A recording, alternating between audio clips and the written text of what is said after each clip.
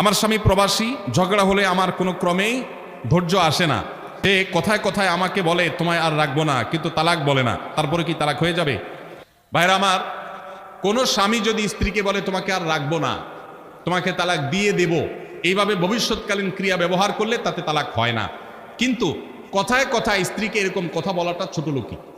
অনেক পুরুষ আছে চুন থেকে নুন খসলেই আর তোমার সাথে তোমার সংসার, তোমাকে আমি আর রাখবো না, তোমার সাথে আমার আর চলবে না। এর নাম হলো জাত, ছোট লোক। আর কিছু মহিলা আছে সেম টাইপ, কিছু হইলেই গাট্টি বুসকা গোসা, আমি চলে গেলাম বাপের বাড়ি, আর তোমার সংসার করবো না। এটা হলো আরেক ছোট লোক।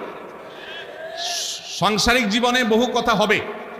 আমি সবসময় বলি, ভাই পারলে একটা সিমটি দিয়ে দিয়ে, একটা ধাক্কা দিয়ে দিয়ে, বেশি দিয়ে ফেললে এটা বিচার করা যাবে। কিন্তু তালাক মেরে বসে থাকবেন, এরপর এসে বলবেন হুজুর তালাক দিছি, কি করার আছে? কিচ্ছু লাভ হবে না। বাইতুল মুকাররমের খতিব সাহেব, হারামাইনের ইমাম সাহেবরা সবাই যদি একসাথে হইয়াও বসে, আপনার তালাক হওয়ার সম্পর্ক জোড়া লাগানোর ক্ষমতা পৃথিবীর সব হুজুরদেরও নেই।